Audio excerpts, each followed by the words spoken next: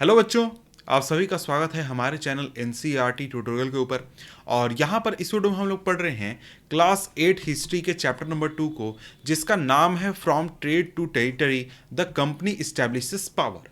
तो ये जो चैप्टर है ना, इसमें हमें पढ़ना है कि जो ईस्ट इंडिया कंपनी थी, जो कि ब्रिटेन से आई थी यहाँ पर ट्रेड करने के लिए, उसने किस तरीके से इंडिया पर अपना कब्जा कर लिया, क्या क्या इवेंट हुए, क्या क्या घटनाएं हुई, कौन कौन उस प्रोसेस में इन्वॉल्व थे, किसके साथ युद्ध हुआ।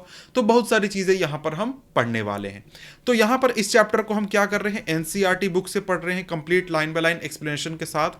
और साथ में आपका जल्द ही डिजिटल बोर्ड के साथ भी वीडियो आ जाएगा, उसको भी आप चाहें तो देख सकते हैं। और अगर आप इस चैप्टर को जल्दी से पढ़ना चाहते हैं तो 1.25x या फिर 1.5x पर भी करके वीडियो को देख सकते हैं, फास्ट फॉरवर्ड करके।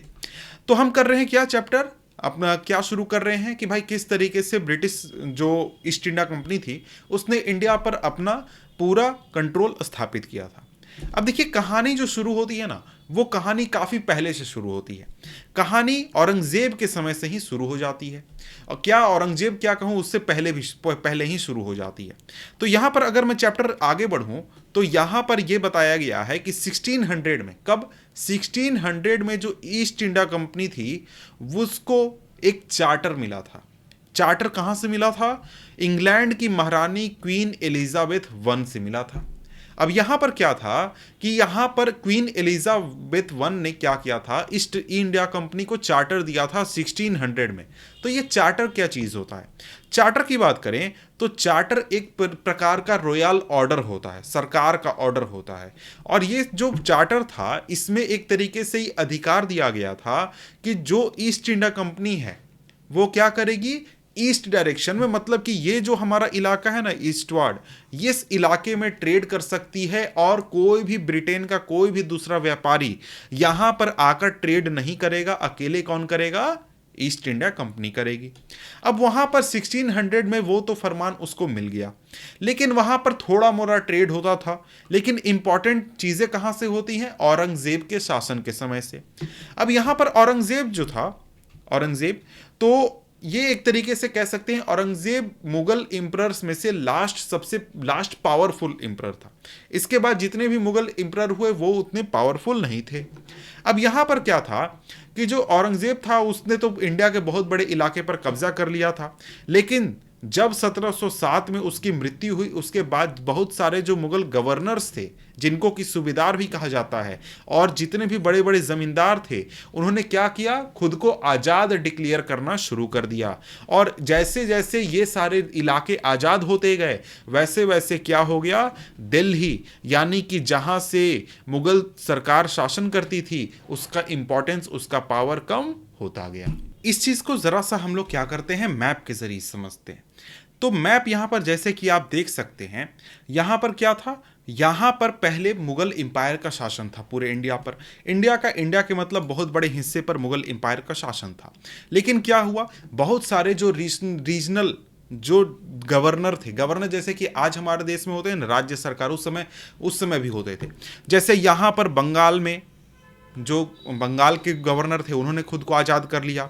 इधर हैदराबाद में भी ऐसा ही हुआ, और इधर अवध में भी ऐसा ही हुआ, इधर भी हुआ। मतलब इंडिया के अलग अलग इलाके में जो मुगल एम्पायर का पावर था, वो धीरे धीरे कम होने लगा। क्यों कम होने लगा भाई?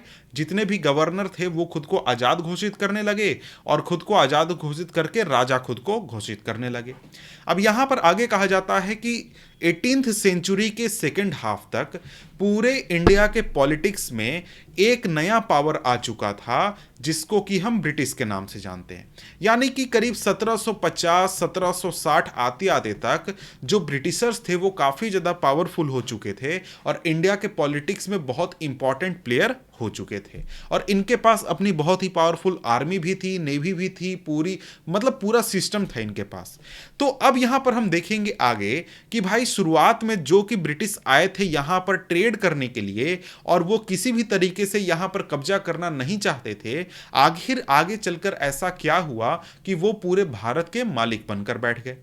अब यहां पर देखिए ये जो इमेज दिखाया गया है इसमें बहादुर शाह जफर को दिखाया गया और उनके साथ उनके बेटों को दिखाया गया है जिनको कि अरेस्ट किया जा रहा है। तो यहां पर आगे बढ़ते हैं, आगे अब हम बात कर लेते हैं ईस्ट इंडिया कंपनी की। टॉपिक है east India company comes east. तो इसके बारे में अभी थोड़ा सा मैंने तो आपको बताया कि ईस्ट इंडिया कंपनी जो थी उसको 1600 ईस्वी में क्या हुआ था, ब्रिटेन की जो महारानी थी क्वीन एलिजाबेथ वन, उनके द्वारा एक क्या दिया गया था, चार्टर दिया गया था। अब ये चार्टर का मतलब क्या था, ये चार्टर में था कि इनको सोल राइट होगा ईस्ट के साथ ट्रेड करने के लिए। ईस्ट में कौन आता है भाई, ईस्ट में ये सारे इलाके जो यहां पर है ना, इनकी बात यहां पर हो रही है, ईस्ट रीजन में यहां पर ये आते हैं। अब इसका मतलब क्या हुआ, चार्टर सोल राइट का मतलब क्या कि कोई भी ब्रिटिश व्यापारी ईस्ट इंडिया कंपनी के अलावा, चाहे कंपनी हो, व्यापारी हो, कोई भी हो, वो इस इलाके में आकर ट्रेड नहीं करेगा, सिर्फ और सिर्फ ईस्ट इंडिया कंपनी ही यहां पर ट्रेड करेगी। तो इंग्लैंड से क्या हुआ, सिर्फ और सिर्फ ईस्ट इंडिया कंपनी आ रही थी। इंग्लैंड मेरा मतलब है ब्रिटेन से सिर्फ और सिर्फ ईस्ट इंडिया कंपनी आ रही थी। तो यहां पर क्या हुआ, यहां पर कंपनी अब क्या करेगी, कंपनी अब जहाज के जरिए, जैसे यहां पर आप देख सकते हैं इस मैप में आपको रास्ता दिखाया गया कि किस तरीके से यूरोप से व्यापारी लोग ब्रिटेन से यहां आते थे। तो पूरे ऐसे रास्ता घूम के यहां पर पहुंचते थे और यहां पर व्यापार करते थे। तो आज जितना आसान है विश्व में कहीं जाना, उस समय इतना आसान नहीं था। उस समय इन लोगों के सामने ईस्ट इंडिया कंपनी का काम क्या था, ईस्ट इंडिया कंपनी का काम था कि वो यहां से जहाज लेके निकले, यहां पर नए इलाके खोजे जहां पर ईस्ट इंडिया कंपनी ट्रेड कर सकती है, जहां से कुछ सामान खरीद कर और यहां पर ले जाकर ब्रिटेन में बेच सकती है। तो ये ईस्ट इंडिया कंपनी का काम था। यहां पर क्या हुआ, कोई दूसरा नहीं आएगा, सिर्फ ईस्ट इंडिया कंपनी ही ट्रेड करेगी। तो यहां पर क्या हुआ, यहां पर यही काम था ईस्ट इंडिया कंपनी का कि भी नया इलाका खोजो जहां से हम लोग सामान खरीद सकते हैं और ब्रिटेन ले जाकर बेच सकते हैं और हम क्या कर सकते हैं, प्रॉफिट कमा सकते हैं। अब यहां पर जो कंपनी थी उसको एक डर तो खत्म हो गया। क्या डर खत्म हो गया कि भाई ब्रिटेन से कोई हमारे कंपटीशन में नहीं आएगा, सिर्फ और सिर्फ हम अकेले ट्रेड करेंगे।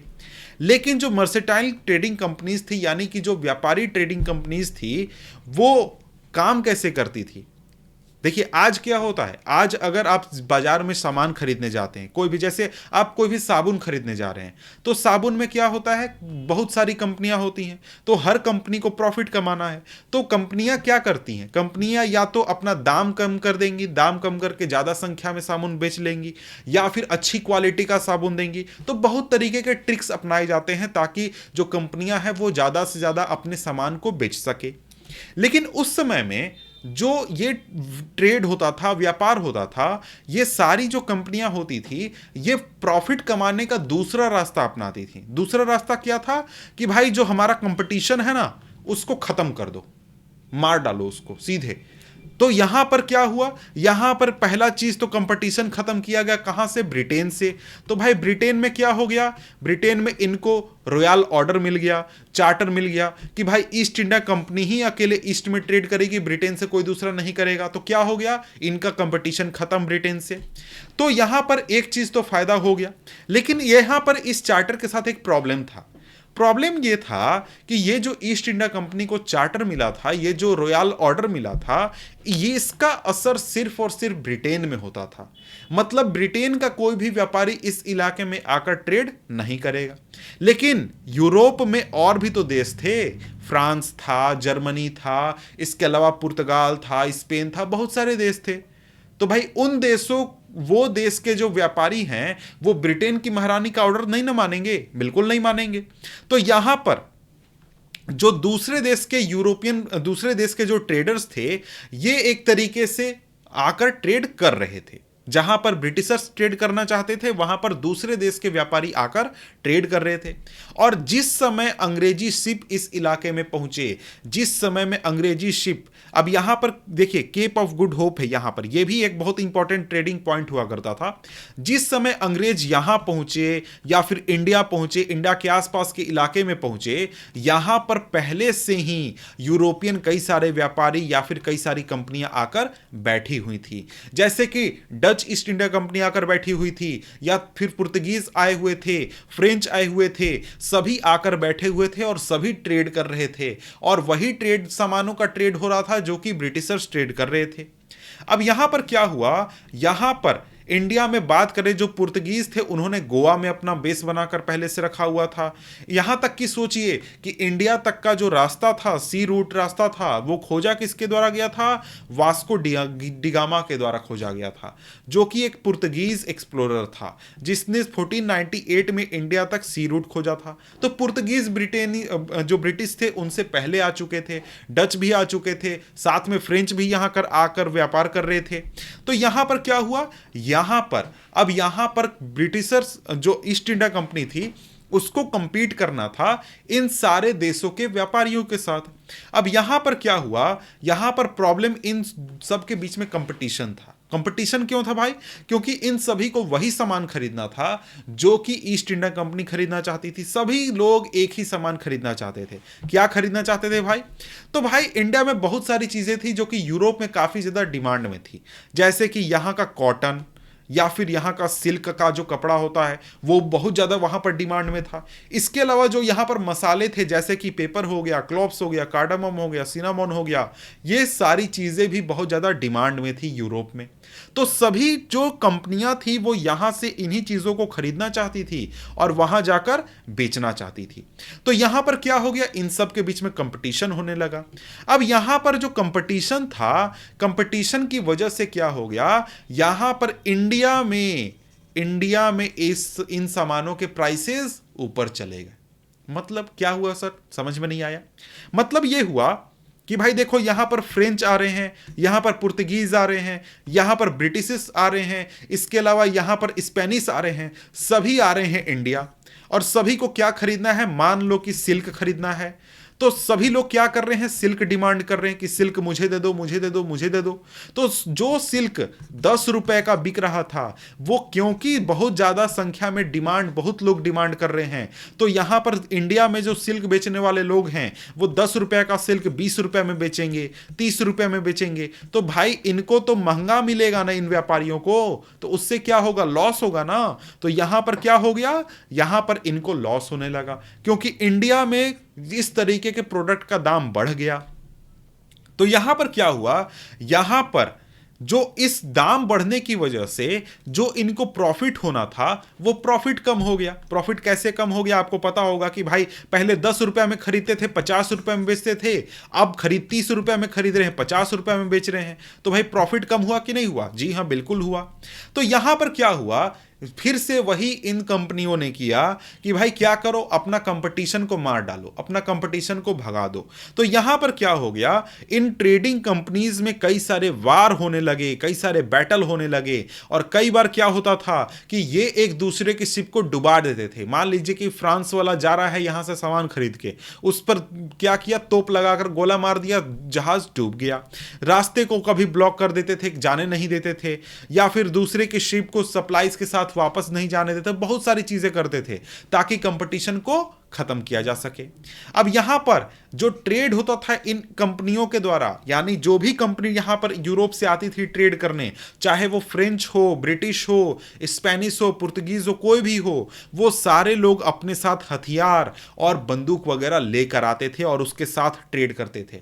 आपने एक मूवी देखी है जो पायरेट्स ऑफ कैरिबियन मूवी है, वो मूवी आपने देखा है? नहीं देखा तो उसमें जाकर देखिएगा। तो वहां पर क्या होता था, वहां पर जितने भी पायरेट्स होते थे वो अपने शिप पर तोप लगाकर रखते थे। बिल्कुल वैसा ही होता था जब ये सारी कंपनियां ट्रेड करती थी।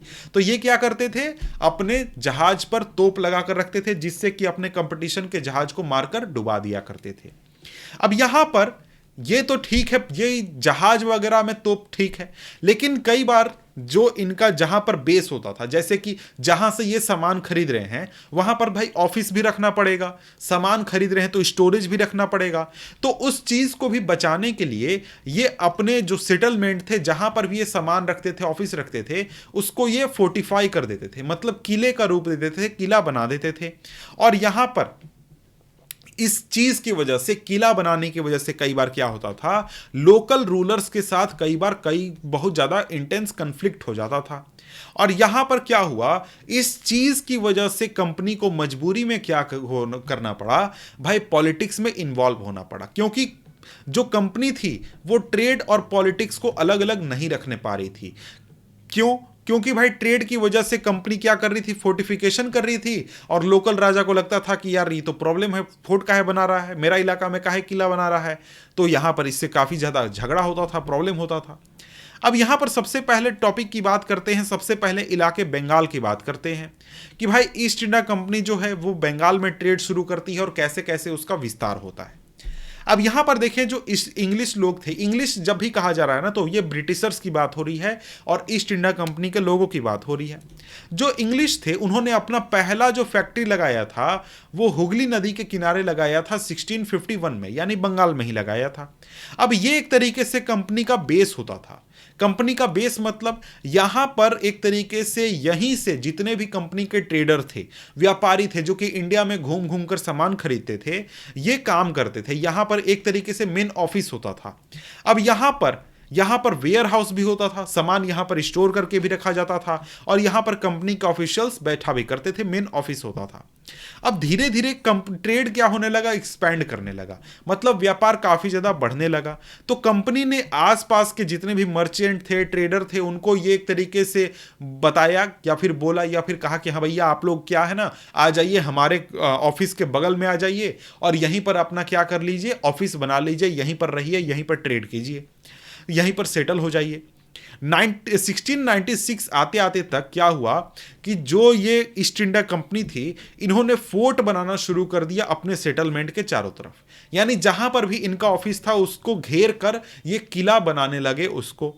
तो इसके 2 साल बाद क्या हुआ, इन्होंने मुगल ऑफिशियल्स को, जितने भी सरकारी अधिकारी थे, उनको क्या किया, उनको कुछ पैसे खिला दिए और उसके बदले में कंपनी को जमींदारी राइट मिल गया 3 गांवों का जमींदारी राइट मतलब कि वहां का जमीन उनका है, टैक्स वगैरह कलेक्ट करने का काम वगैरह सारा चीज वो करेंगे, मतलब उस इलाके को वही मैनेज करेंगे।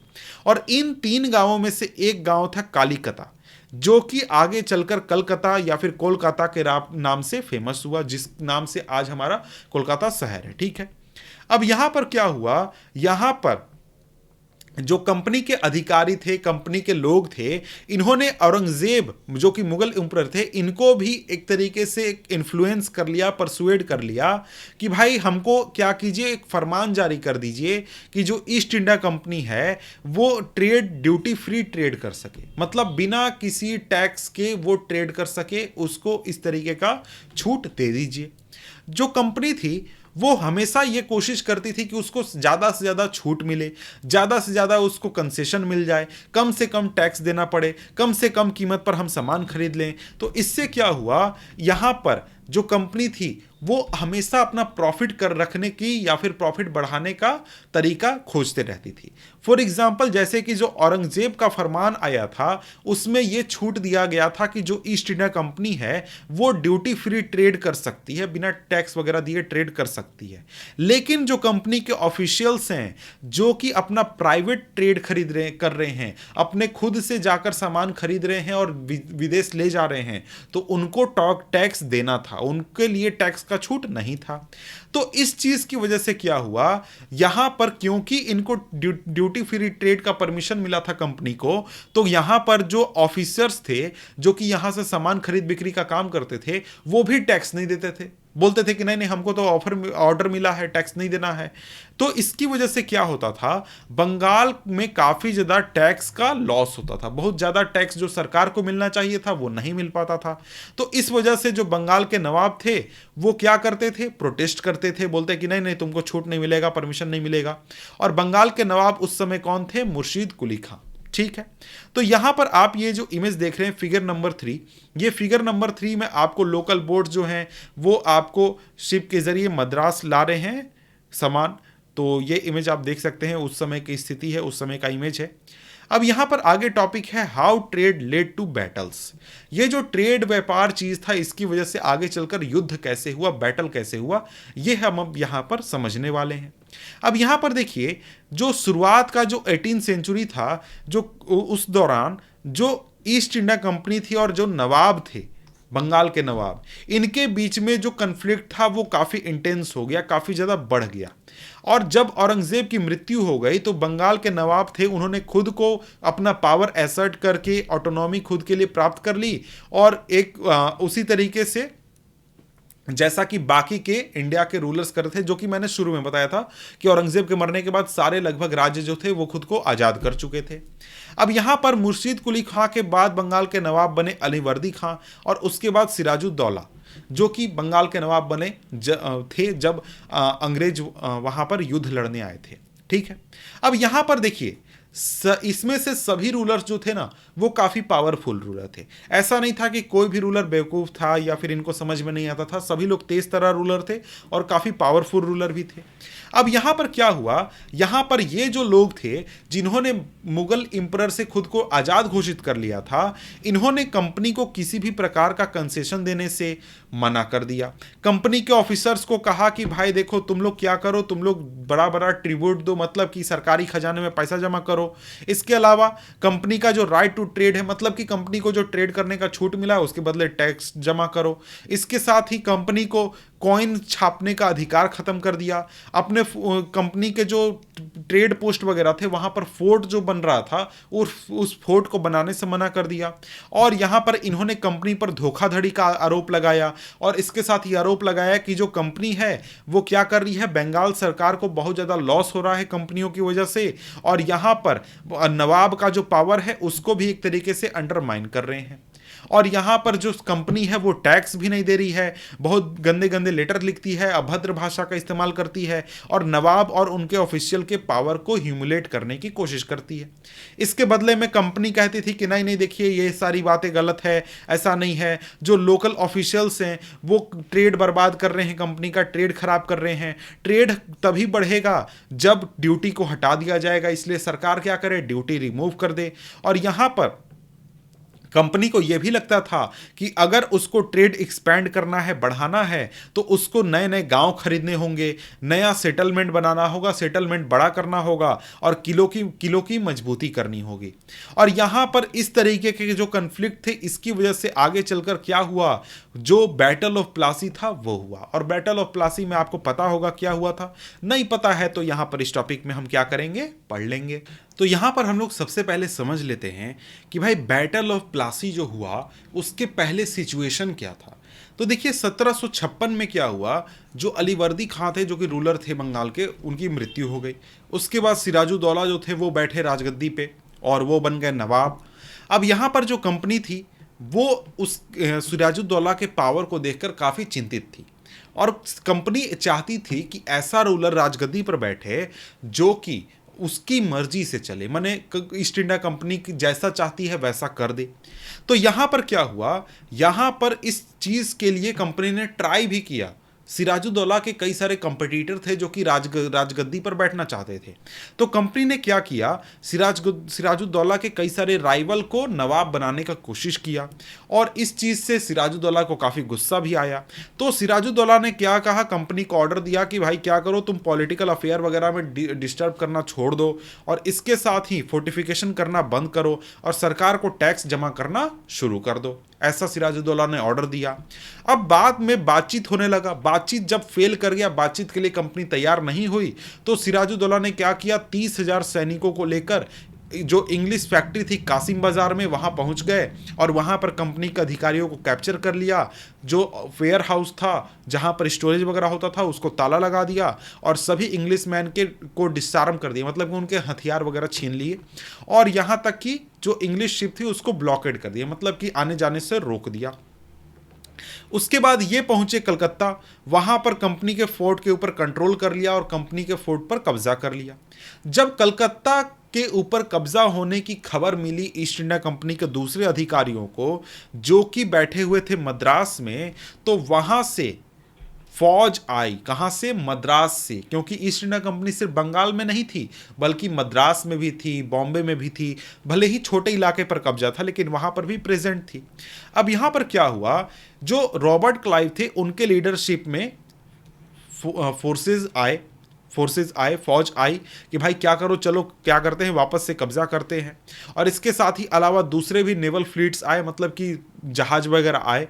तो यहाँ पर क्या हुआ, नवाब के साथ आगे भी बातचीत चलती रही, लेकिन आगे चलकर 1757 में जो रॉबर्ट क्लाइव था उसने क्या किया, कंपनी के आर्मी को लीड करके बोला कि चलो अब युद्ध करते हैं, और सिराजुद्दौला के सामने पहुंच गए। कब, प्लासी में 1757 में। अब यहां पर क्या हुआ, यहां पर सिराजुद्दौला की युद्ध में हार हो गई। अब यहां पर सिराजुद्दौला की युद्ध में हार हो गई, तो आप सोचिएगा कि जिस आदमी के पास 30,000 सैनिकों की फौज है और दूसरी तरफ एक कंपनी है जिसके पास हो सकता है 1,000, 2,000, 5,000 सैनिक हो, तो ये युद्ध में हार कैसे गए, ये सवाल कैसे आता है भाई, कंपनी जीत कैसे गई।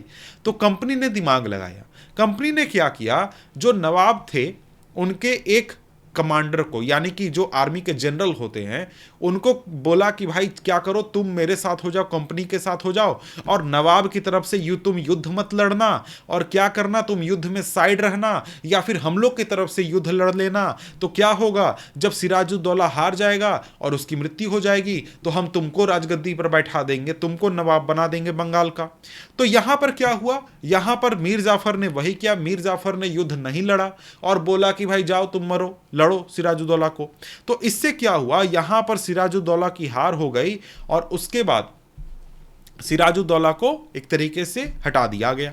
अब यहां पर क्या हुआ, ये बैटल ऑफ प्लासी जो था, ये एक तरीके से बहुत इंपॉर्टेंट बैटल था इंडियन हिस्ट्री का, क्योंकि ये बैटल एक तरीके से सबसे पहला बैटल था, सबसे पहला एक बड़ा बैटल था जहां पर ईस्ट इंडिया कंपनी जीती थी और एक बड़े से इलाके पर उसका कंट्रोल या फिर जो हम कह सकते हैं पावर असर्ट हुआ था। अब इसके बाद आगे देखें तो आगे यहां पर क्या कहता है कि यहां पर जब प्लासी में सिराजुद्दौला की हार हो गई तब उसकी हत्या कर दी गई और मीर जाफर को नवाब बना दिया गया। यहां पर एक सवाल आप पूछ सकते हैं कि सर जब ईस्ट इंडिया कंपनी ने सिराजुद्दौला को हरा दिया तो फिर नवाब मीर जाफर को क्यों बनाया। भाई क्यों, क्या दिक्कत था, कंपनी खुद से भी शासन कर सकती थी। तो भाई देखो, कंपनी जो थी वो एक तरीके से चाहती थी कि भाई वो ज़्यादा लफड़ा में नहीं फंसे, वो चुपचाप ट्रेड करे, प्रॉफिट कमाए, पैसा लेके घर जाए। वो यहाँ पर शासन वासन करके यहाँ का टैक्स कलेक्शन सारा झमेला में नहीं फंसना चाहती थी। और उसका प्राइम ऑब्जेक्टिव क्या था, ट्रेड था, और वो चाहती थी कि ट्रेड ज़्यादा से ज़्यादा हो, ये वो चाहती थी। तो ये एक तरीके से उसका मानना था, ईस्ट इंडिया कंपनी का मानना था कि जब हम कब्जा किए बिना ही ट्रेड बढ़ा सकते हैं, बहुत ज़्यादा प्रॉफिट कमा सकते हैं, तो फिर हम काहे के लिए कब्जा करने जाएं किसी इलाके पर, क्यों हम जाकर कहीं पर कुछ करें। भाई क्यों हम जाकर कहीं पर राजा बने, शासन करें, कुछ भी करें। कंपनी चाहती थी कि ज़्यादा से ज़्यादा प्रॉफिट हो, ज़्यादा से ज़्यादा मुनाफा हो, अब हम क्या करें, पैसा लेके अपने घर जाएं। ठीक है, तो आगे चलकर क्या हुआ, कंपनी को पता चला कि भाई ये आइडिया जो है ना कंपनी का बिल्कुल बेकार है। बेकार क्यों है भाई, क्योंकि जिस भी राजा को कंपनी राजगद्दी पर बैठाएगी वो जो नवाब है वो नवाब जैसा बिहेव करेगा। नवाब वो चाहेगा कि भाई कंपनी जो है उसके सामने सर झुकाए, वो एक तरीके से शानो शौकत बनाकर रखना चाहेगा, चाहे भले ही उसको नवाब बनाया है कंपनी ने, क्योंकि उसको अपनी जनता के सामने ताकत दिखाना है, अपना एक तरीके से डिग्निटी मेंटेन करके रखना है ताकि लोग उसका इज्जत करें। समझ गए। तो यहां पर क्या हुआ, यहां पर कंपनी जो है फिर से फंस गई कि भाई क्या हुआ कि मीर जाफर को तो हमने बना दिया है नवाब, लेकिन मीर जाफर जो है वो अपनी मर्जी से काम करने की कोशिश कर रहा है, वो कंपनी की बात नहीं सुनता है या फिर प्रोटेस्ट करता है। तो कंपनी के सामने जब मीर जाफर ने काफ़ी ज़्यादा प्रोटेस्ट करना शुरू कर दिया तो कंपनी ने उसको राजगद्दी से हटा दिया और फिर मीर कासिम को जाकर के वहाँ पर राजगद्दी पर बैठा दिया। मीर कासिम को राजगद्दी पर बैठा दिया। अब मीर कासिम जो है वो फिर से वही हाल, मीर कासिम जो है वो भी कंप्लेन करना शुरू कर दिया। तो फिर उसको क्या किया गया, हटा दिया गया। तो यहां पर इसको मीर कासिम को जब हटाया गया तो ये मीर कासिम जाकर अवध के नवाब को और फिर मुगल एम्पायर के जो रूलर थे उनको लेकर आ गया और उनकी फौज लेकर आ गया और फिर आगे चलकर बैटल ऑफ बक्सर हुआ 1764 में, जहां पर ईस्ट इंडिया कंपनी जीत गई। तो यहां पर फिर से मीर जाफर को क्या कर दिया गया, राजगद्दी पर बैठा दिया गया और यहां पर नवाब को यह कह दिया गया कि जो नवाब है वो 5 लाख रुपया हर महीना कंपनी को देगा। लेकिन कंपनी जो थी वो और ज़्यादा चाहती थी और पैसा चाहती थी ताकि वो अपने युद्ध में हुए खर्चे की भरपाई कर सके और ट्रेड के लिए जो पैसा चाहिए वो पूरा कर सके और बाकी के जो खर्चे हैं उसका वो पूरा कर सके। कंपनी और पैसा चाहती थी और आगे चलकर क्या हुआ, इसके लिए वो चाहती थी कंपनी कि वो और टेरिटरीज पर पहुंचे, ज़्यादा रेवेन्यू कलेक्ट करे और मतलब उसका बिजनेस एक्सपेंड हो, ज़्यादा बड़ा से बड़ा कंपनी बन जाए, ऐसा कंपनी चाहती थी। आगे चलकर क्या हुआ, मीर जाफर की मृत्यु हो गई कब, 1765 में। इस समय कंपनी का मूड बदल गया। कंपनी ने बोला कि भाई देखो, हम लोग पपेट नवाब बनाते बनाते थक गए हैं। पपेट नवाब एक तरीके से होता है, पपेट का मतलब होता है कठपुतली, हम कह सकते हैं, समझ गए, कि हम लोग अपनी मर्जी से चला सकते हैं। तो कंपनी बोला कि भाई देखो, परेशान हो गए हैं पपेट नवाब बनाते बनाते, हम लोग का बात सुनता नहीं है, क्या करते हैं, हम लोग खुद से नवाब बन जाते हैं। और यही चीज कहा था किसने, क्लाइव ने, रॉबर्ट क्लाइव ने, कि we must indeed become nawabs our self, हमें खुद से अब नवाब बनना होगा और खुद से अब क्या करना होगा, शासन करना होगा। अब यहां पर आगे चलकर क्या हुआ, 1765 में जो मुगल इंपरर थे, उन्होंने कंपनी को दीवान घोषित कर दिया बंगाल का। अब यहां पर बोलिएगा सर, मुगल इंपरर ने क्यों ऐसा किया, मुगल इंपरर से क्या मतलब, अभी तो आपने कहा कि बंगाल के रूलर ने खुद को आजाद घोषित कर दिया था। लेकिन देखिए यहां पर ऐसा है कि यहां पर ये जो सिस्टम है उस समय का सिचुएशन में, हाँ मुगल इंपरर से खुद को आजाद घोषित कर लिया गया था, लेकिन उसका मतलब यह नहीं था कि मुगल इंपरर का कोई वैल्यू नहीं था। यहां पर जो बंगाल है वहां पर नवाब का शासन था, लेकिन अभी भी नाम यहां पर दिल्ली से किसका यूज होता था, मुगल इंपरर का यूज होता था, कि भाई यहां पर शासन किसका है, मुगल इंपरर का, बस नाम के लिए। रियलिटी में कौन शासन कर रहा है, तो भाई यहां पे नवाब शासन कर रहा है। ठीक है, ये सिस्टम था। तो यही चीज हुआ कि जब यहां पे मीर जाफर की मृत्यु हो गई, तो यहां पे जो मुगल इंपरर थे उनसे क्या कर लिया गया, दीवानी राइट ले लिया गया। दीवानी राइट का मतलब क्या होता है कि जो बंगाल पूरा है ना, बंगाल का जितना भी टैक्स कलेक्शन का काम है और एडमिनिस्ट्रेशन में पैसे से रिलेटेड जो भी मैटर है, वो कौन देखेगा, अब ईस्ट इंडिया कंपनी देखेगी। कंपनी क्या बन गई भाई, क्या बन गई कंपनी, एक तरीके से दीवान बन गई। कहां का, बंगाल का। अब यहां पर क्या हुआ, यहां पर दीवानी मिलने के साथ ही कंपनी के पास बहुत ज्यादा रेवेन्यू रिसोर्स आ गया बंगाल का, और इससे कंपनी का एक बहुत बड़ा प्रॉब्लम सॉल्व हो गया। वो ये था कि अब उसको पैसे की कमी नहीं थी।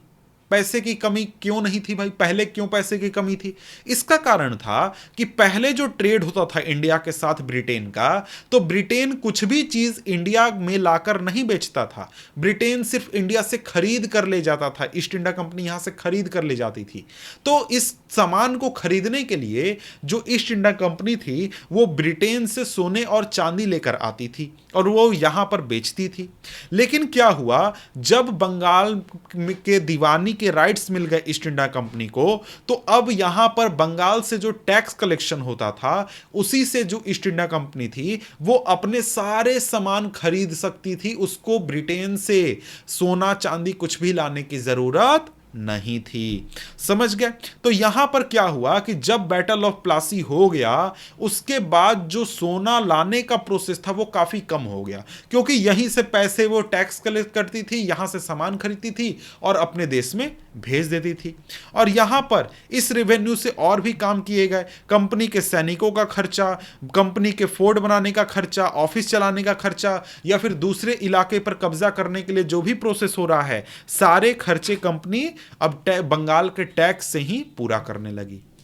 अब यहां पर टॉपिक है कंपनी ऑफिशियल्स बिकम नवाब्स। अब ये क्या होता है भाई, अब यहां पर ये वर्ड आपका नवाब से आया है। नवाब से क्यों आया है ये जरा सा समझते हैं।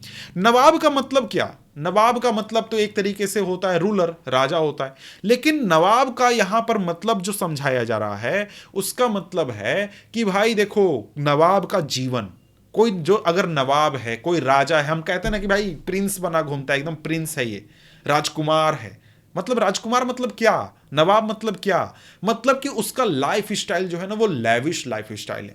वो महंगे महंगे कपड़े पहनेगा, महंगे महंगे गाड़ियों में घूमेगा, महंगे महंगे सामान इस्तेमाल करेगा, ऐसा वो लाइफ स्टाइल जी रहा है। तो हम लोग एक तरीके से चिढ़ाने में कहते हैं कि राजकुमार बन के घूमता है, प्रिंस बन के घूमता है, नवाब बन गया है, बड़का लाट साहेब बन गया है, ऐसा हम लोग कहते हैं। तो यहां पर उसी चीज को डिनोट किया जा रहा है। देखिए, कंपनी के लिए नवाब बनने का मतलब वही है कि कंपनी को ज्यादा पावर मिल गया, ज्यादा अथॉरिटी मिल गया। लेकिन जो कंपनी के जितने भी इंप्लॉई थे, जितने भी सर्वेंट थे, जब वो इंडिया में घूमे, इंडिया के नवाबों को देखा, तो वो एक तरीके से चाहते थे कि वो भी वैसी ही जिंदगी जिए जैसा नवाब जीते थे, जैसा नवाब रहते थे वैसा ही वो भी रहना चाहते थे।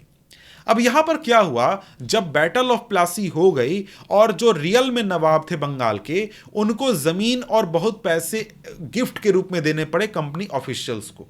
मतलब कि जो नवाब वगैरह थे उनको, देखिए नवाब एक जो रूलर था नवाब, वो तो भाई चला गया, लेकिन उसके अलावा बहुत सारे ऐसे लोग थे जो कि पावरफुल लोग थे। जैसे कि हमारे देश में क्या होते हैं, राजा होते हैं। राजा मान लीजिए, अभी नहीं, पहले राजा होते थे, राजा के अलावा मंत्री भी होते थे, मंत्री के अलावा बहुत अधिकारी होते थे। तो भाई राजा मर गया, राजा हट गया, लेकिन मंत्री अधिकारी तो है ना, उनके पास भी तो बहुत पैसा है। तो इन सब लोगों को क्या करना पड़ता था, जमीन और बहुत ज्यादा पैसा कंपनी ऑफिशियल्स को गिफ्ट के रूप में देना पड़ता था। गिफ्ट मतलब सीधा सीधी समझिए घूस के रूप में देना पड़ता था। अब यहां पर रॉबर्ट क्लाइव का नाम आप बार बार सुन रहे हैं। रॉबर्ट क्लाइव जो है, उनको भी काफी पैसा मिला था, यहां पर उन्होंने काफी पैसा जमा किया था। अब यहां पर रॉबर्ट क्लाइव जो थे वो सबसे पहली बार आए थे मद्रास, इंग्लैंड से 1743 में, और उस समय उनकी उम्र थी 18 साल। और जब 1767 में वो भारत से वापस गए, भारत से जब वो वापस गया तो उसके पास कुल मिलाकर 4,01,000 यूरो की प्रॉपर्टी थी। अब ये आपको लग रहा हो कि बहुत ज्यादा नहीं है, अभी के ही हिसाब से बात करें तो ये करीब 4 करोड़ की बात हो रही है। 4 करोड़, यस 4 करोड़ की बात हो रही है। और सोचिए उस समय में, आज के 200 साल पहले 4 करोड़ रुपए कितने पैसे होते हैं, सोच लीजिए कितने पैसे होते हैं उस समय में। ये आज के करीब हम कह सकते हैं 2-3 हजार करोड़ प्रॉपर्टी के बराबर है, समझ गए। अब यहां पर जब बंगाल का गवर्नर बनाया गया था 1764 में, किसको, रॉबर्ट क्लाइव को, तो इनको ये ऑर्डर दिया गया था कि भाई आप जो है करप्शन खत्म कर दीजिए, कंपनी से करप्शन हटाइए, करप्शन बहुत बड़ा प्रॉब्लम है। लेकिन आगे चलकर इन्होंने क्या किया, करप्शन किया, बहुत पैसा जमा किया। 1772 में इनको एक तरीके से इंक्वायरी भी बैठा था इनके ऊपर, लेकिन इनको छोड़ दिया गया। लेकिन अंत में इन्होंने जाकर 1774 में फांसी लगा ली। फांसी नहीं, मतलब सुसाइड कर लिया। कैसे मरे ये नहीं मालूम, ठीक है। अब यहां पर देखिए रॉबर्ट क्लाइव जो थे वो तो काफी पैसा कमा चुके थे, बहुत पैसा इनको मिला था, बहुत मतलब घूस मिला था हम कह सकते हैं।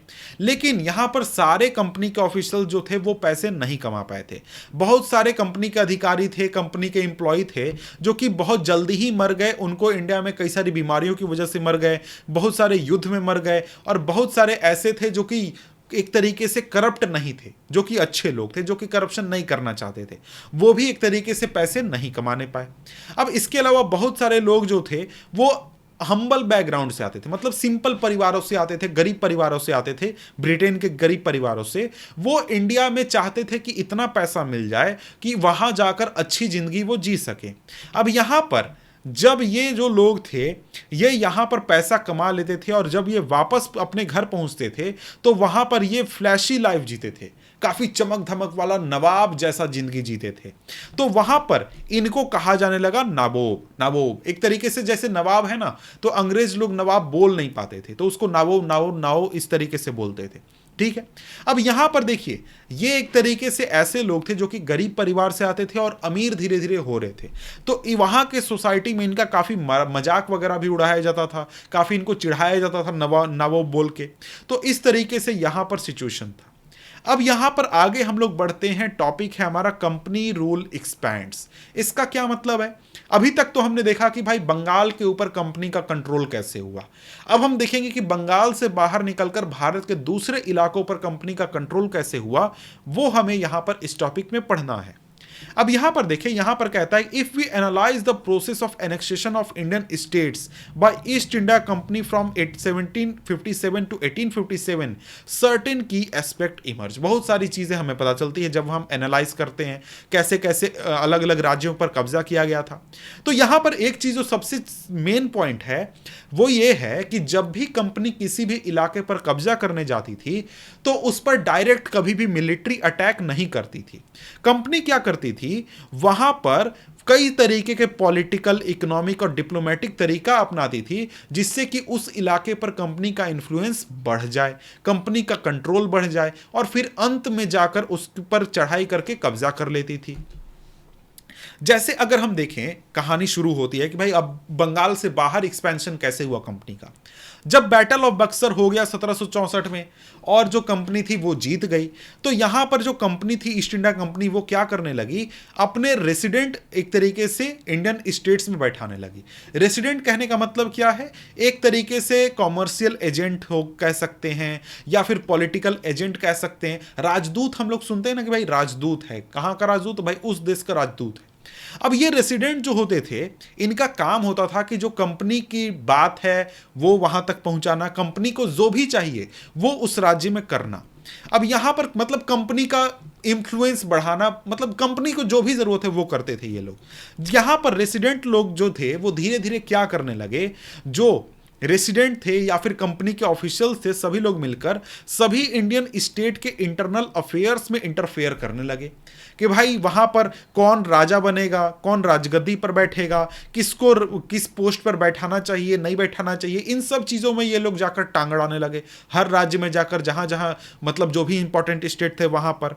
अब यहां पर कई बार क्या होता था, जो ईस्ट इंडिया कंपनी थी वो कई सारे स्टेट्स को कई बार सब्सिडरी अलायंस ज्वाइन करने के लिए फोर्स करती थी।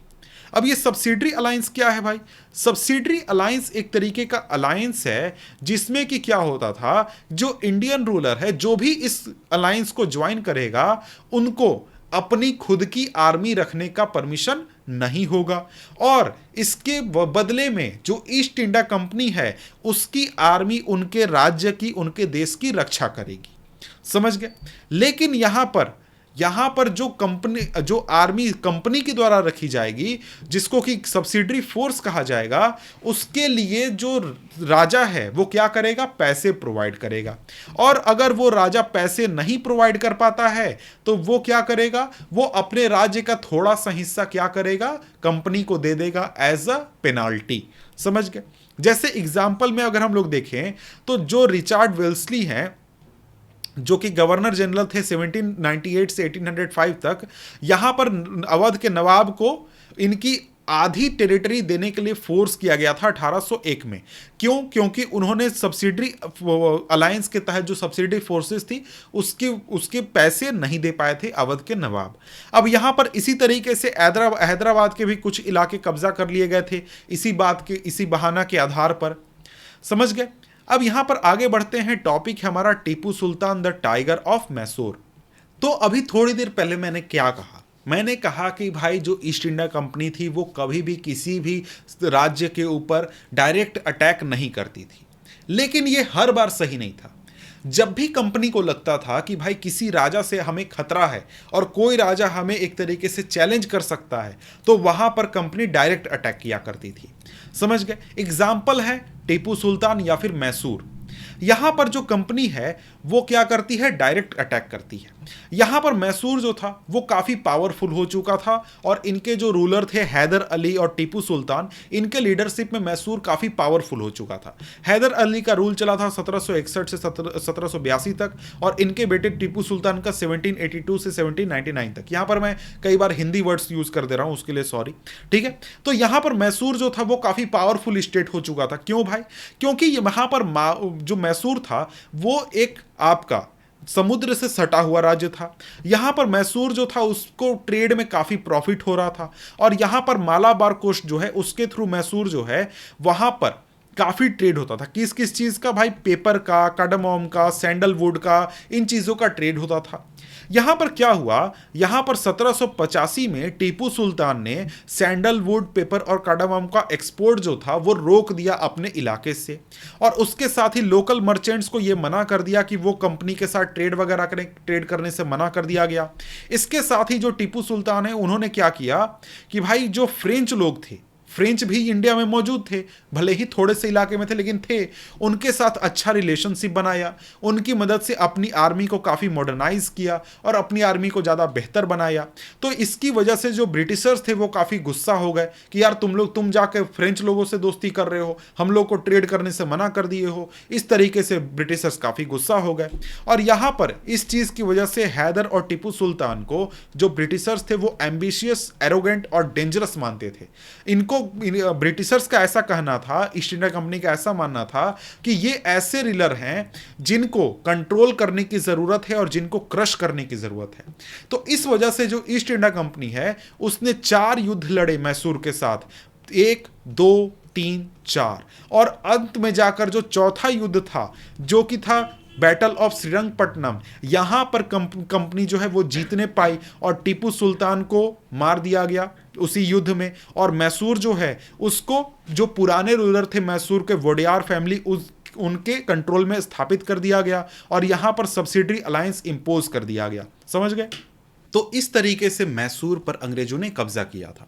तो अभी तक हमने क्या देखा? अभी तक हमने देखा कि जो एक तरीके से अवध था उसके कुछ इलाके को कब्जा किया गया, जो हैदराबाद था वहाँ पर सब्सिडरी अलायंस लागू कर दिया गया, मैसूर पर भी किसका कंट्रोल हो गया? मैसूर पर भी कंट्रोल हो गया अंग्रेज़ों का।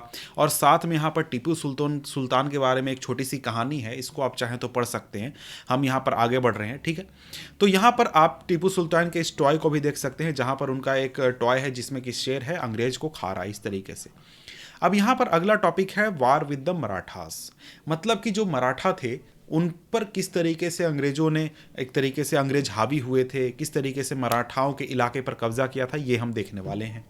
अब यहां पर लेट 18th सेंचुरी से ही जो अंग्रेज थे, जो कंपनी थी, ईस्ट इंडिया कंपनी थी, वो चाहती थी कि मराठा पावर को कैसे हम कम करें और कैसे एक तरीके से हम उनको हराकर ख़त्म करें।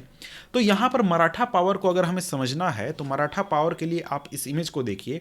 तो ये जो आप बाउंड्री देख रहे हैं ना, पूरा ये बाउंड्री इस तरीके से और यहाँ पर इस तरीके से, ये आपको दिखाती है मुगल एम्पायर की बाउंड्री, जो कि 1700 में इतना बड़ा था मुगल एम्पायर अंग्रेज औरंगजेब के रहते समय। ठीक है, अब उसके बाद क्या हुआ? औरंगजेब के जाने के बाद जो मराठा थे, जिनका कि मेन इलाका यहाँ तक था, वो धीरे धीरे धीरे धीरे एक्सपैंड करने लगे और इस तरीके से यहाँ तक उनका पूरा ये सारे इलाके जो थे ना, ये सारे इलाके मराठाओं के कब्जे में आ चुके थे। ये पूरा इलाका मराठाओं के कब्जे में आ चुका था करीब मेरे ख्याल से 1830-40 आते आते तक, सॉरी 1730-40 आते आते तक। तो क्या हुआ? तो उस समय में जो मराठा थे वो भारत के सबसे पावरफुल एक तरीके से रूलर थे और पूरे भारत के बहुत बड़े इलाके पर कब्जा था, जिसमें कि अगर हम बंगाल को छोड़ दें और इधर सिख किंगडम को छोड़ दें और इधर ये अवध वाला कुछ रीजन छोड़ दें तो बाकी सभी इलाकों पर, और इधर साउथ में हैदराबाद के आसपास के इलाके पर नहीं था, बाकी पूरे इंडिया पर कब्जा किसका था? मराठाओं का था। अब यहाँ पर जो अंग्रेज थे वो चाहते थे कि कैसे हम मराठाओं को हरा दें, मराठाओं को ख़त्म कर दें, ताकि हम सुप्रीम पावर बन सके पूरे इंडिया में। अब यहां पर क्या हुआ? एक इवेंट हुआ जिसने मराठाओं की ताकत को हम कह सकते हैं कि बहुत कम कर दिया, या फिर एक डिक्लाइन वहां से शुरू हो गया, और वो था थर्ड बैटल ऑफ पानीपत, जो हुआ था 1761 में। अब ये जो थर्ड बैटल ऑफ पानीपत हुआ था, ये हुआ था मराठाओं और अहमद शाह अब्दाली के बीच में। अहमद शाह अब्दाली अफगानिस्तान का रूलर था, वो आया था हिंदुस्तान पर हमला करने, और इधर से मराठा थे, दोनों के बीच में वार हुआ और बहुत बड़ी संख्या में मराठाओं के सैनिक मारे गए और मराठाओं सैनिकों के परिवार वाले मारे गए। करीब 1 लाख की संख्या में लोग मारे गए थे इस थर्ड बैटल ऑफ पानीपत में, जो मराठाओं के साइड से थे, और अहमद शाह अब्दाली की फौज से करीब 30 से 40 हजार की संख्या में सैनिक मारे गए थे। अब यहाँ पर क्या हुआ? इस युद्ध के बाद जो मराठा थे उनकी ताकत बहुत ज़्यादा कम हो गई। क्यों कम हो गई भाई? क्योंकि उनकी सेना का बहुत बड़ा हिस्सा इस युद्ध में ख़त्म हो गया और उनका जो कंट्रोल था, रेपुटेशन था, वो नॉर्थ इंडिया में काफ़ी कम हो गया। अब यहाँ पर क्या हुआ कि मराठा जो थे वो दिल्ली पर कब्जा करने वाले थे, लेकिन जो ये युद्ध हुआ उससे इनकी ताकत बहुत कम हो गई और वो दिल्ली पर कंट्रोल अपना नहीं करने पाए। कंट्रोल मतलब अपना राजा नहीं बैठाने पाए। वैसे दिल्ली तो कंट्रोल में थी मराठाओं के ही, जो मुगल एम्परर थे वो मराठाओं से पेंशन लेकर वहां पर रहा करते थे। समझ गया? तो मराठा जो थे वो पूरे इलाके पर कंट्रोल नहीं करने पाए, क्योंकि थर्ड बैटल ऑफ पानीपत की वजह से उनकी ताकत बहुत कम हो गई थी। और इसके बाद क्या हुआ? इसके बाद धीरे धीरे मराठाओं का डिक्लाइन होने लगा। पहले क्या होता था कि मराठा पूरी तरीके से एक सेंटर से राजा जो छत्रपति होते थे वो चलाते थे, और उनका एक मंत्री होता था जिनको कि हम पेशवा कहते हैं, तो पेशवा होते थे। ये दोनों मिलकर सरकार चलाते थे और बाद में चलकर पेशवा सबसे इंपॉर्टेंट हो गए।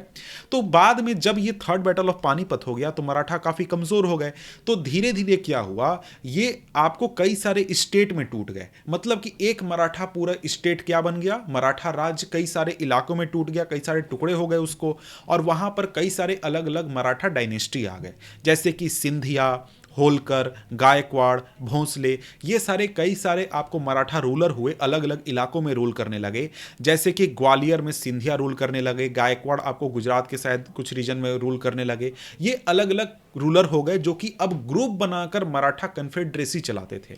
अब ये कन्फेडरेसी क्या था, यहाँ पर क्या था कि जितने भी ये सारे रूलर थे मराठा के, ये सारे एक साथ एक जगह बैठकर मीटिंग वगैरह करते थे, और इनका हेड कौन होता था, पेशवा। पेशवा जो थे वो हेड होते थे, जो कि प्रिंसिपल मिनिस्टर होते थे, सभी को साथ रखते थे और इनकी मिलिट्री को लीड करते थे और एडमिनिस्ट्रेशन को लीड करते थे। आगे चलकर क्या हुआ, आगे चलकर जब एक तरीके से वार होने लगा अंग्रेजों के साथ, तो शुरुआत के जो वार थे, जैसे कि अंग्रेजों ने इनको मराठाओं को खत्म करने के लिए कई सारे वार लड़े। तो पहला जो वार लड़ा, फर्स्ट एंग्लो मराठा वार, वो आपको 1782 में खत्म हुआ। यहां पर आपको ट्रीटी ऑफ सलबाई यू हुआ, और ये वार मेरे ख्याल से करीब 10 साल चला था, 1772 से 82 तक, और इसमें क्लियरली कोई विनर नहीं था। बाद में जाकर ट्रीटी साइन हुआ और दोनों वापस चले गए। लेकिन क्या हुआ, अगली बार जब सेकेंड एंग्लो मराठा वार हुआ 1803 से 1805 के बीच में, इस समय तक जो अंग्रेज थे वो बहुत ज़्यादा ताकतवर हो चुके थे, बहुत बड़े इलाके पर कब्जा कर चुके थे। तो जब मराठाओं के साथ इनका युद्ध हुआ, तो यहां पर क्या हुआ कि जो ब्रिटिशर्स थे वो उड़ीसा का रीजन और दिल्ली के आसपास का रीजन, जो यमुना नदी के नॉर्थ का रीजन है, उस पर कब्जा करने में सक्सेसफुल हुए। मराठाओं को वहां से अंग्रेजों ने हटा दिया। मतलब कहां की हम बात कर रहे हैं, पहले तो आपका उड़ीसा का रीजन हो गया। उड़ीसा आप जान रहे हैं कहां पर है, उड़ीसा ये वाला रीजन जो है, ये अंग्रेज कब्जा करने में सक्सेसफुल हुए। इसके बाद साथ में यहां पर क्या है, यमुना रिवर है। तो यमुना रिवर के नॉर्थ वाला जो इलाका है ना, ये वाला इलाका कब्जा करने में अंग्रेज सक्सेसफुल हो गए, और यहां पर अंग्रेजों का कंट्रोल हो गया, और यहां जो दिल्ली वगैरह था वो मराठाओं के हाथ से निकल गया। अब इसके बाद अगर हम आगे बढ़ते हैं तो आगे यहां पर कहता है कि देखिए, इसके बाद हुआ थर्ड एंग्लो मराठा वार। थर्ड एंग्लो मराठा वार हुआ था 1817-19 के बीच में, और यहां पर मराठा पावर को पूरी तरीके से खत्म कर दिया गया। पेशवा जो थे उनको रिमूव कर दिया गया और उनको भितूर भेज दिया गया कानपुर के पास, और यहां पर इनको पेंशन दे दिया गया कि भाई पेंशन लीजिए, पैसे लीजिए और अपने किले में रहिए, कहीं बाहर राजा वाजा बनने की जरूरत नहीं है। ऐसे करके इनको हटा दिया गया। अब यहां पर क्या हुआ कि ये जो पूरा कंपनी थी, पूरी ईस्ट इंडिया कंपनी थी, उसका इंडिया के बहुत बड़े इलाके पर कब्जा हो गया, क्योंकि जो उनका प्राइम चैलेंजर था, जो मराठा थे, वो एक तरीके से पावर से आउट हो चुके थे। और यहां पर क्या हो गया, विंध्या के साउथ के इलाके तक क्या हो गया, पूरा कब्जा हो गया अंग्रेजों का। अब इसके बाद आता है टॉपिक पारामाउंसी, द क्लेम टू पारामाउंसी। अब यहां पर क्या हुआ कि ऊपर हमने क्या देखा कि मराठा जो थे वो सबसे पावरफुल स्टेट थे इंडिया के, मतलब इंडियंस में। तो यहां पर जब मराठा जो थे, जब मराठा खत्म हो गए, वो हार गए, तो यहां पर अब एक तरीके से पूरे इंडिया में सबसे बड़ी फौज और सबसे ताकतवर सेना जो थी और सबसे ताकतवर जो ग्रुप था, पॉलिटिकल पावर था, वो कौन था, ईस्ट इंडिया कंपनी थी। अब यहां पर कंपनी जो है वो देखती है कि भाई हम सबसे ताकतवर हैं, जिसको चाहे उसको रगड़ सकते हैं। तो कंपनी क्या करती है, एग्रेसिव पॉलिसी अपनाती है और बोलती है कि अब हम लोग बहुत स्पीड में टेरिटोरियल एक्सपेंशन करेंगे, जिस इलाके पर हमारा कब्जा नहीं है उस इलाके पर भी हम लोग क्या करेंगे, कब्जा करेंगे। तो यहां पर लॉर्ड हेस्टिंग जो थे, जो कि गवर्नर जनरल थे 1813 से 1823 के बीच में, ये नई पॉलिसी बनाते हैं, पारामाउंसी की पॉलिसी। अब यहां पर क्या था, यहां पर कंपनी जो है वो कहती है कि भाई देखो, हम जो हैं वो पूरे इंडिया के सुप्रीम पावर हैं, पारामाउंट पावर हैं, और हम क्या करेंगे, हम एक तरीके से क्या करेंगे, अपने इंटरेस्ट को बचाने के लिए हम जिस भी स्टेट को चाहें उसको एनेक्स करेंगे या फिर उसको डराएंगे, धमकाएंगे, मतलब जो हम चाहेंगे वो होगा। क्यों भाई, क्योंकि हम लोग सबसे पावरफुल हैं। अब यहां पर क्या हुआ, यहां पर इस चीज को करने के लिए अंग्रेजों ने कई सारे स्टेट्स पर कब्जा किया, कई सारे स्टेट्स पर अटैक किया, लेकिन यहां पर कई सारे रूलर्स थे जिन्होंने क्या किया, इस चीज को चैलेंज किया। जैसे कि जब एक छोटा सा स्टेट था किटूर, जो कि आज के कर्नाटक में है, यहां पर जब अंग्रेजों ने कब्जा करने की कोशिश की तो यहां की रानी चेन्नम्मा जो थी वो एक तरीके से अंग्रेजों के खिलाफ रेजिस्टेंस वो चलाने लगी। उनको 1824 में अरेस्ट कर लिया गया और 1829 में जेल में उनकी मृत्यु हो गई। लेकिन रयन्ना एक चौकीदार था जिसने क्या किया, जो कि कितूर का ही था, वो इस रेजिस्टेंस को चलाता रहा। वो लोगों की सपोर्ट से बहुत सारे ब्रिटिश कैंप को डिस्ट्रॉय करने लगा, रिकॉर्ड्स को डिस्ट्रॉय करने लगा। बाद में 1830 में उसको अरेस्ट करके क्या कर दिया गया, हैंग कर दिया गया, फांसी दे दिया गया। तो और जो रिवोल्ट वगैरह है उसके बारे में तो हम आगे बढ़ने वाले हैं। अब देखिए आगे एक और चीज होता है। होता क्या है कि 1830s में क्या होता है, जो ईस्ट इंडिया कंपनी है वो रशिया से एक तरीके से डर जाती है। अब लेकिन सर इंडिया में रशिया से क्यों डर जाती है? तो यहां पर हम लोग क्या करते हैं, जरा सा मैप देखते हैं। तो यहां पर आप देख रहे हैं इंडिया, इंडिया के ऊपर आप इस रीजन में जाएंगे ना, इस रीजन में, तो यहां पर आपको तुर्कमेनिस्तान वगैरह देश पड़ते हैं, जो कि उस समय में क्या थे, रशिया के हिस्से में थे, जो कि आगे चलकर क्या बन गया, यूएसएसआर बन गया, यूएसएसआर बन गया। उस समय रशिया का यहां तक बॉर्डर आता था, तुर्कमेनिस्तान वगैरह तक आता था, उज्बेकिस्तान तुर्कमेनिस्तान तक। तो अंग्रेजों को डर लग रहा था ना कि जो रसिया है वो इस इलाके से आकर, इधर से आकर अफगानिस्तान पर कब्जा करेगा, और अफगानिस्तान पर कब्जा करके इधर से कहां आ जाएगा, इंडिया में आ जाएगा, और इंडिया पर कब्जा कर लेगा, और यहां पर क्या होगा, अंग्रेजों को बाहर निकाल दिया जाएगा। और उस समय में जो रशिया था वो काफी पावरफुल स्टेट हुआ करता था। तो यहां पर क्या हुआ, तो इस चीज को देखते हुए जो ब्रिटिशर्स थे बोला कि भाई अब हम लोग क्या करें, तो उन्होंने कहा कि चलो हम लोग ही नॉर्थ की तरफ कब्जा करना शुरू करते हैं। तो यहां पर क्या हुआ, इन्होंने काफी लंबा युद्ध लड़ा अफगानिस्तान के साथ 1838 से 1845 के बीच, 42 के बीच में, और यहां पर कंपनी जो थी वो इनडायरेक्टली रूल करने लगी। आगे चलकर 1843 में 1843 में सिंध पर कब्जा कर लिया गया। बाद में बारी आई पंजाब पर कब्जा करने की। तो पंजाब जो था वो पर उस पर अटैक नहीं किया अंग्रेजों ने। कब तक अटैक नहीं किया, जब तक वहां पर महाराजा रणजीत सिंह का शासन था। तो वो जब तक थे अंग्रेजों ने अटैक नहीं किया। लेकिन जब उनकी 1839 में डेथ हो गई, उसके बाद 2 युद्ध लड़े गए सिख किंगडम के साथ, यानी कि जो सिख साम्राज्य था उसके साथ, और आगे चलकर 1849 में क्या हुआ, पंजाब पर कब्जा कर लिया गया। समझ गए? तो इस तरीके से कई सारे स्टेट्स, कई सारे रीजन को हमने देख लिया कि अंग्रेजों ने कब्जा किया। अभी तक कहां कहां हमने देखा, बंगाल पर कब्जा हो चुका है, अवध पर भी हो चुका है, यहां पर हैदराबाद पर भी हो चुका है, और यहां पर है मैसूर, यहां पर मैसूर पर भी कब्जा हो गया। मराठाओं को खत्म कर दिया गया है। यहां पर सिंध पर कब्जा हो गया, अफगानिस्तान के साथ युद्ध लड़ लिया, पंजाब पर भी कब्जा हो गया। तो ये, और साथ में दिल्ली वगैरह पर भी कब्जा हो चुका है। तो ये बहुत सारे इलाके जो हैं, हाँ उड़ीसा वगैरह जो भी है, ये सारे इलाके कब्जे हो चुके हैं। तो हमने देखा कि अलग अलग स्टेट को किस तरीके से अंग्रेजों ने कब्जा किया, किस तरीके से वहां पर अपना एक रूल स्थापित किया। तो अब आगे बढ़ते हैं, और भी आगे बढ़ते हैं, और आगे हमारा एक टॉपिक आता है डॉक्ट्रिन ऑफ लैप्स। अब यहां पर हमने देखा कि जितने भी इंपॉर्टेंट बड़े बड़े पावर थे उनको तो अंग्रेजों ने डिफीट कर दिया, उनके राज्य को अपने राज्य में मिला लिया। लेकिन यहां पर अभी भी इंडिया में कई सारे छोटे छोटे स्टेट थे जो कि इंडिपेंडेंट रूल कर रहे थे। अब यहां पर जो फाइनल एनेक्सेशन का जो दौर चलाया गया वो चलाया गया लॉर्ड डलहौजी के द्वारा, जो कि इंडिया के गवर्नर जनरल थे 1848 से 1856 तक। इन्होंने एक पॉलिसी बनाई जिसको कि डॉक्ट्रिन ऑफ लैप्स कहा गया। अब ये डॉक्ट्रिन ऑफ लैप्स कहता क्या है? डॉक्ट्रिन ऑफ लैप्स एक कानून था जिसके तहत कोई भी इंडियन रूलर अगर उसको मेल हायर नहीं होता है, मतलब उसको बेटा अगर उसको जन्म नहीं होता है, तो उसका जो राज्य है वो खुद ब खुद लैप्स कर जाएगा, मतलब उसका राज्य खत्म हो जाएगा और उसके राज्य पर अंग्रेजों का कंट्रोल हो जाएगा, अंग्रेज उस पर कब्जा कर लेंगे। यानी कि क्या हुआ, उस परिवार को, राज परिवार को खत्म करके अंग्रेज वहां पर शासन करने लगेंगे। अब यहां पर इस पॉलिसी का यूज करके एक एक करके कई सारे राज्यों को, कई सारे स्टेट को क्या कर लिया गया, एनेक्स कर लिया गया। जैसे एग्जांपल में सतारा को 1848 में, संबलपुर को 1850 में, उदयपुर को 1852 में, नागपुर को 1853 में और झांसी को 1854 में। अंत में जाकर 1856 में क्या हुआ, अवध पर भी कब्जा कर लिया गया।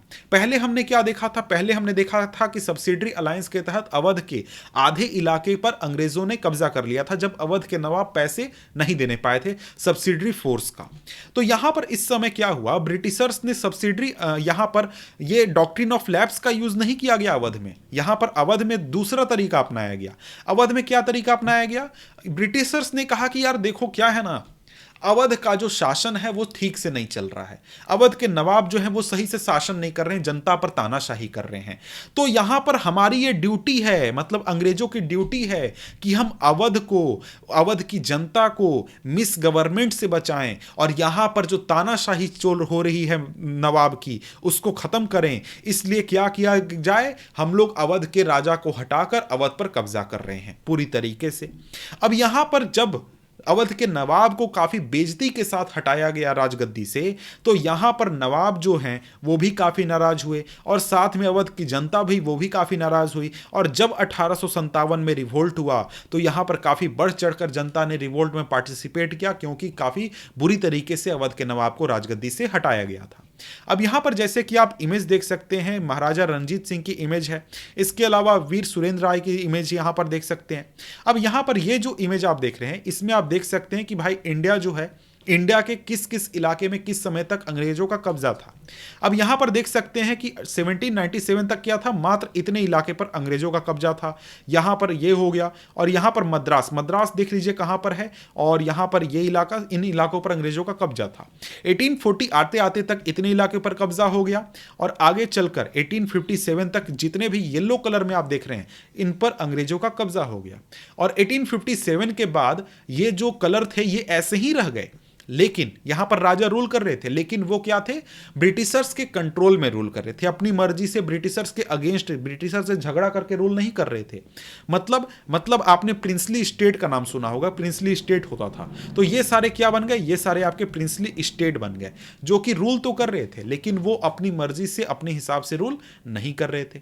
अब इसके बाद हमारा नेक्स्ट टॉपिक आता है setting up a new administration, यानी कि जो एडमिनिस्ट्रेशन में चेंजेस आए अंग्रेजों के शासन के दौरान, जो जो चेंजेस लाए गए अंग्रेजों के द्वारा, ये सारी टॉपिक्स हम यहां पर जरा सा देखने वाले हैं। तो अगर हम चेंजेस की बात करें तो जो अंग्रेज थे, जो ब्रिटिशर्स थे, यानी जो ईस्ट इंडिया कंपनी थी, वो जैसे जैसे नए इलाकों को कैप्चर कर रही थी वैसे वैसे नए चेंजेस वो एडमिनिस्ट्रेशन में ला रही थी। तो बहुत सारे चेंजेस उसके द्वारा लाए गए थे, लेकिन यहाँ पर कुछ इंपॉर्टेंट जो चेंजेस हैं, यानी शॉर्ट में हम लोग को समझना है कि क्या क्या किया गया था, एडमिनिस्ट्रेशन नया कैसे बनाया गया था, ये चीज़। अब यहाँ पर बात की गई है वारेन हास्टिंग्स के बारे में। वारेन हास्टिंग थे गवर्नर जनरल इंडिया के 1773 से 1785 तक, और ये पहले गवर्नर जनरल थे। Warren Hastings the first governor general, यानी पहले गवर्नर जनरल थे, और इन्होंने बहुत सारे एडमिनिस्ट्रेटिव रिफॉर्म किए थे, और मेनली इनका रिफॉर्म जो था वो जस्टिस में था। इसके अलावा और भी जगहों पर इन्होंने रिफॉर्म किए थे। रिफॉर्म का मतलब यहां पर है ना कि भाई नए प्रकार का सिस्टम ये लेकर आए थे।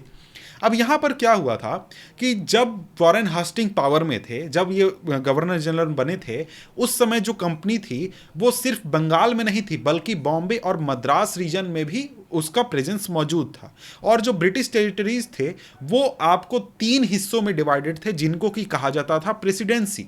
जैसे आज हमारे यहाँ राज्य होता है, उस समय क्या होता था, प्रेसिडेंसी होता था। और 3 प्रेसिडेंसी कौन कौन से थे, बंगाल, मद्रास और बॉम्बे। और हर एक को रूल किया जाता था गवर्नर के द्वारा, और पूरे एडमिनिस्ट्रेशन का हेड होता था गवर्नर जनरल। माने इंडिया लेवल पर क्या हो गया, गवर्नर जनरल, और आपको एक प्रेसिडेंसी का हेड हो गया गवर्नर।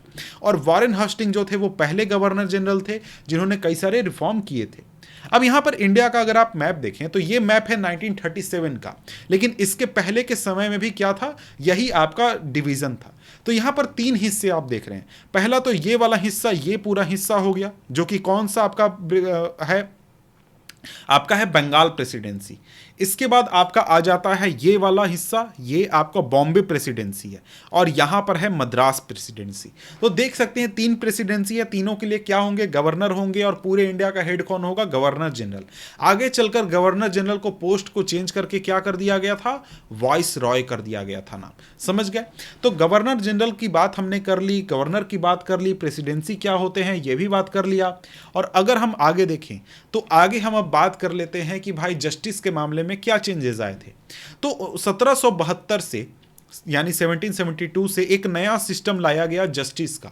और यहां पर नया सिस्टम में क्या था, हर एक डिस्ट्रिक्ट, जैसे आज हमारे यहां डिस्ट्रिक्ट होता है, उस समय भी डिस्ट्रिक्ट था, तो हर डिस्ट्रिक्ट में क्या किया गया, दो कोर्ट बनाए गए।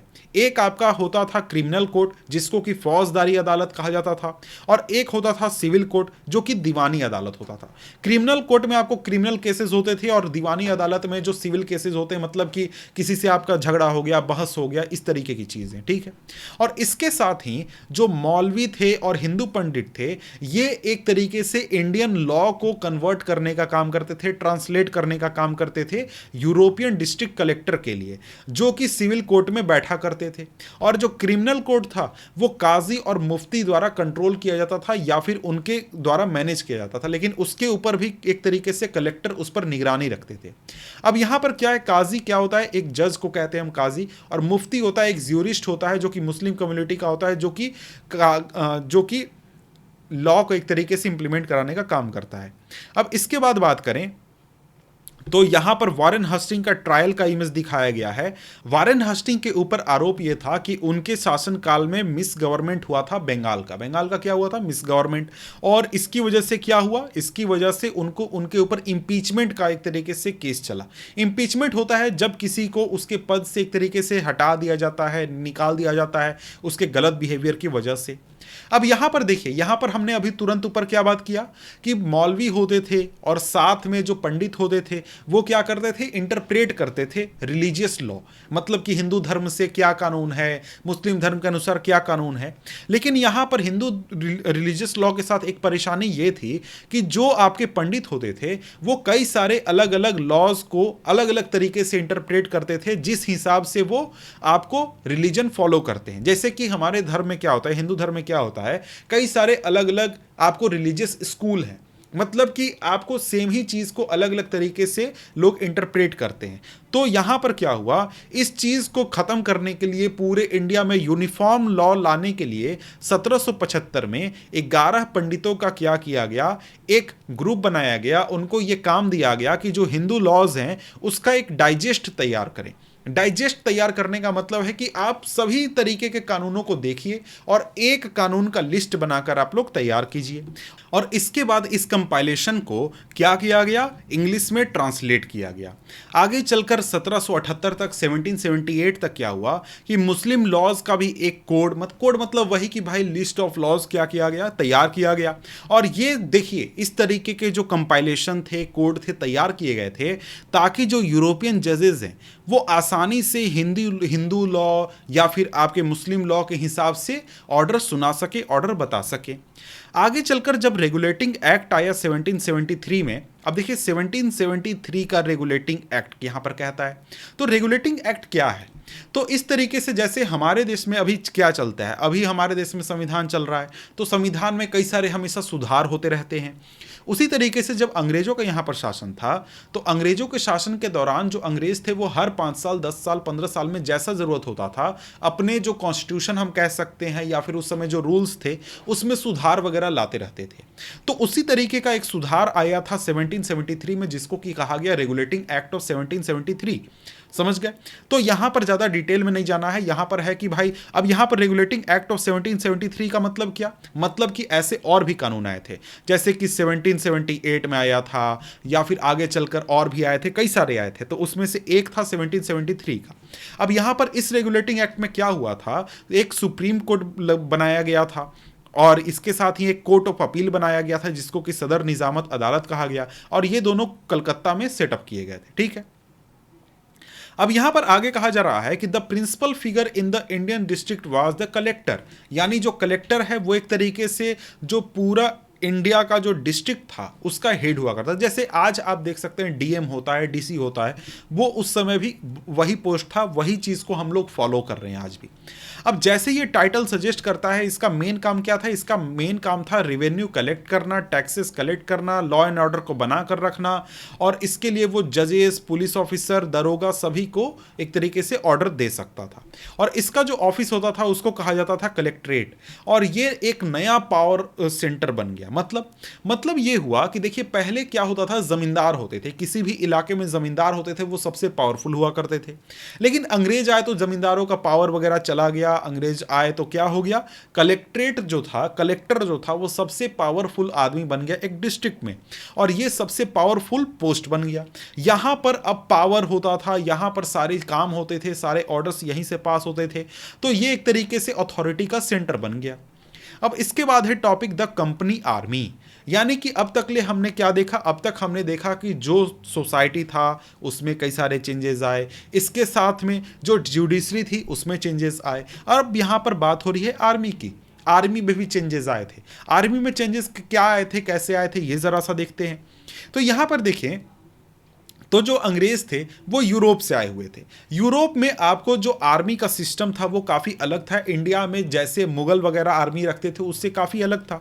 लेकिन यहाँ पर जब ये आए थे तो यहाँ पर, उसके पहले यहाँ पर मुगलों के पास आर्मी होती थी, मराठाओं के पास आर्मी होती थी, अवध के जो इलाके हैं, अवध के जो नवाब थे उनके पास आर्मी थी।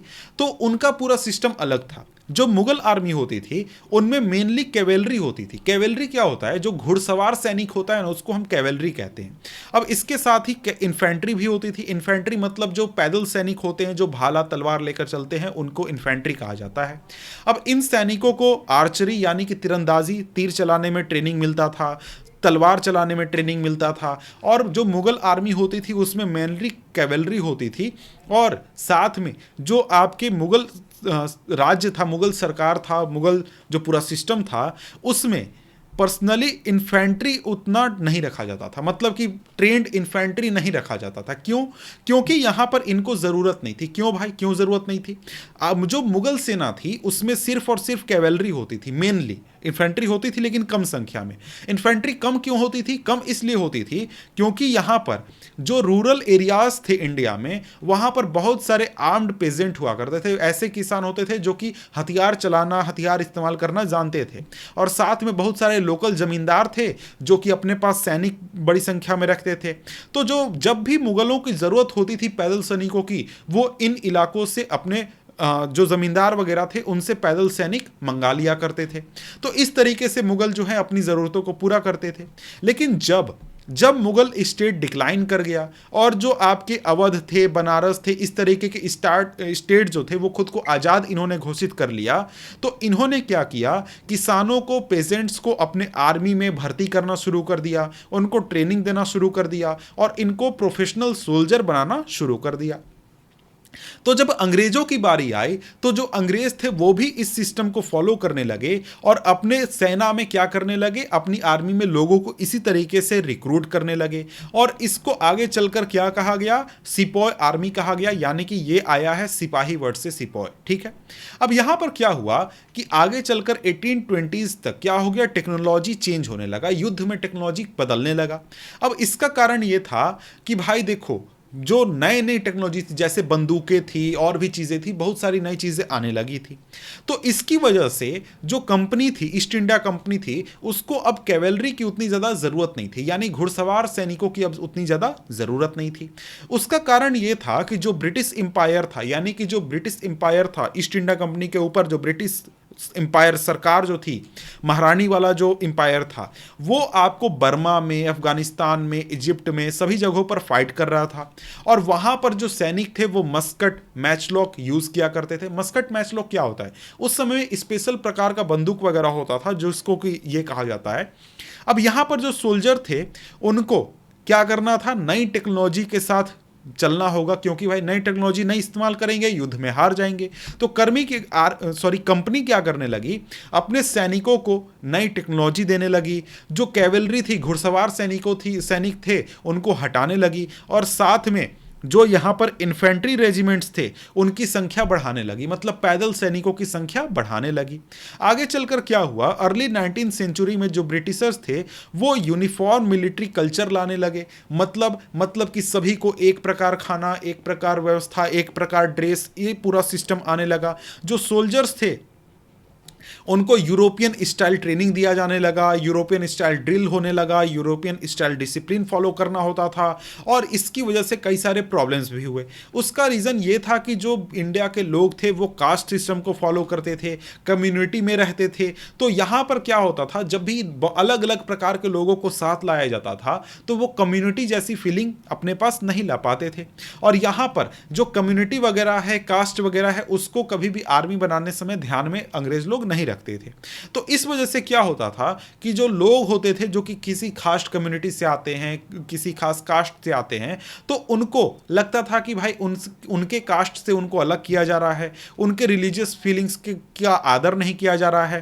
तो इस तरीके से क्या होता था, बहुत तरीके के प्रॉब्लम भी आते थे। अब इसकी वजह से जो सोल्जर्स थे, क्या वो खुद को सोल्जर या फिर सोल्जर के रूप में देखते थे या फिर कम्युनिटी के मेंबर के रूप में देखते, बहुत तरीके के डाउट थे। अब यहां पर आगे यही पूछा जा रहा है कि व्हाट डिड द सिपाही फील, जो सैनिक थे वो क्या फील करते थे, उन्होंने कैसे रिएक्ट किया अपने जिंदगी के साथ जो बदलाव हुए उसके ऊपर, अपनी आइडेंटिटी में जो बदलाव हुए उसके ऊपर, और उनकी जो पहचान है वो जब बदली तो कैसे उन्होंने रिएक्ट किया। तो जो 1857 का रिवॉल्ट था वो एक तरीके से बताता है कि भाई जो सिपाहीज थे, सैनिक थे, वो कैसे देखते थे दुनिया को, उनके साथ क्या प्रॉब्लम थी, क्या तकलीफें थी, वो हमें आगे चलकर चैप्टर नंबर 5 में पता चलेगा। अब देखिए यहाँ पर कुछ पार्ट इस चैप्टर का अच्छा था, कुछ पार्ट बोरिंग था, तो यहाँ पर ये चैप्टर हमारा होता है खत्म। आप चाहें तो इस टॉपिक को पढ़ सकते हैं जो कि साउथ अफ्रीका में स्लेव ट्रेड के बारे में बात करता है। तो यहाँ पर ये चैप्टर हमारा खत्म होता है। वैसे ये चैप्टर आप चाहें तो डिजिटल बोर्ड से भी पढ़ सकते हैं। तो मिलते हैं आपसे हम अगले वीडियो में अगले चैप्टर के साथ, तब तक के लिए गुड बाय।